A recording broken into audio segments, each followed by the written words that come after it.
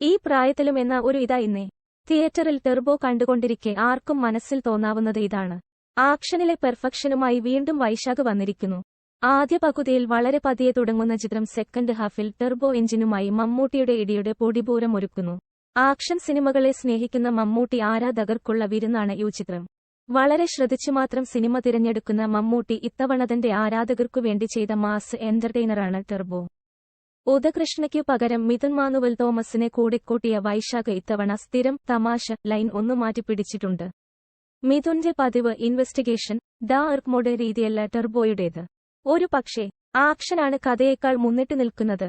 ഇടുക്കിയിലെ തന്റെ ഗ്രാമത്തിലെ നാടു കാണാനെത്തുന്ന വിദേശികളെ ട്രക്കിങ്ങിനു കൊണ്ടുപോകുന്ന ജീപ്പ് ഡ്രൈവറാണ് ജോസ്. എന്നാൽ അലമ്പിന്റെ കാര്യത്തിൽ നമ്പർ 1. ആദ്യത്തെ 10 മിനിറ്റ് കൊണ്ട് ജോസിന്റെ പശ്ചാത്തലം വൈശാഖ് വിവരിക്കുന്നുണ്ട്. വളരെ ലളിതമായാണ് മമ്മൂട്ടിയുടെ ഇൻട്രോ. പക്ഷേ 5 മിനിറ്റ് തികയും മുൻപേ മെഗാഷോയുമായി ഒരു സെക്കൻഡ് ഇൻട്രോ കൂടി വരുന്നു. ആരാധകർ ഇളകിമറിയുന്ന ടെർബോ ഡീസൽ ഇൻട്രോ.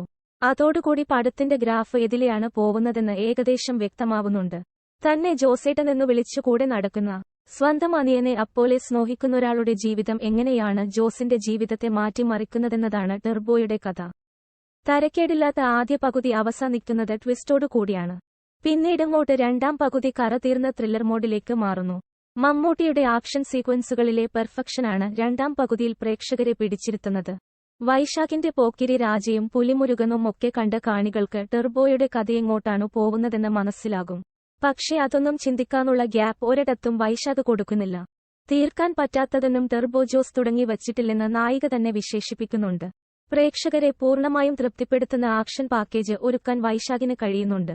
തമിഴിലെ സൂപ്പർ താരത്തിന്റെ വോയിസ് ഓവറിലൂടെ ഒരു രണ്ടാം ഭാഗത്തിനുള്ള സാധ്യത തുറന്നിട്ടാണ് വൈശാഖ് സിനിമ അവസാനിപ്പിക്കുന്നത്.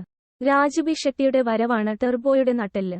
ഗരുഡ്ഗമന ഋഷഭവാഹന പോലുള്ള സിനിമകളിലൂടെ ഞെട്ടിച്ച പവർ പാക്ഡ് പെർഫോമൻസ് മലയാളത്തിൽ ആദ്യമായി കാണുന്നതിന്റെ ഫ്രഷ്നെസ് വൈശാഖ് വേണ്ടത്ര ഉപയോഗിച്ചിട്ടുണ്ട്.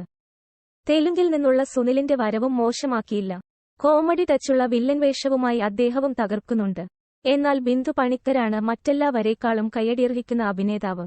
ബിന്ദു പണിക്കരെയല്ലാതെ മറ്റാരെയും ഈ വേഷത്തിൽ സങ്കൽപ്പിക്കാൻ പോലും കഴിയില്ല. അത്രയേറെ മികവാർന്ന അഭിനയമാണ് അവരുടേത്. ഛായാഗ്രഹണത്തിൽ വിഷ്ണു ശർമ്മ വിശ്രമമില്ലാതെ പണിയെടുത്തതിന്റെ ഫലം വെള്ളിത്തിരയിൽ കാണാനുണ്ട്. ഇടുക്കിയിലെ പള്ളിപ്പെരുന്നാൾ, ചെന്നൈയിലെ night car chase, climax sequence തുടങ്ങി ഛായാഗ്രഹണ മികവ് എടുത്തു പറയാവ ഇന്ന് അനേകം മുഹൂർത്തങ്ങളുണ്ട്. പശ്ചാത്തല സംഗീതമൊരുക്കിയ ക്രിസ്റ്റോ സേവ്യർ അധ്വാനിച്ചിട്ടുണ്ട്. ക്ലൈമാക്സ് സീനും ചേസിങ്ങുമടക്കം ആദ്യാവസാനം ക്രിസ്റ്റോ കാണികളെ പിടിച്ചു കുലുക്കുന്നുണ്ട്. കഥയെ ഇടവേളകളില്ലാതെ തോളിലെടുത്തുയർത്തി മുന്നോട്ടു കൊണ്ടുപോകുന്ന പശ്ചാത്തല സംഗീതം. ആദ്യാവസാനം ത്രില്ലടിച്ചു കാണാവുന്നതൊക്കെ വൈശാഖ് ഒരുക്കിയിട്ടുണ്ട്. സിനിമ കണ്ടുകഴിയുമ്പോഴും മനസ്സിൽ തങ്ങി നിൽക്കുന്നത് മമ്മൂട്ടിയുടെ ആക്ഷനാണ്. മുണ്ടൊന്ന് മടക്കിക്കുത്തുക പോലും ചെയ്യാതെയുള്ള ഈ ഇട്ടി, തലകുത്തി മറിഞ്ഞുള്ള അടി, ഈ ഇട്ടി ഇടിയോടിടി, ഹൈ പവർ ഈ ഇട്ടി, ഓരോ ഇടിയും ഓരോ ക്വിന്റൽ. ഈ മനുഷ്യൻ ഇതെങ്ങനെ സാധിക്കുന്നുവേ എന്ന് ക്ലൈമാക്സ് കഴിയുമ്പോൾ ആരും ചോദിച്ചു പോവും.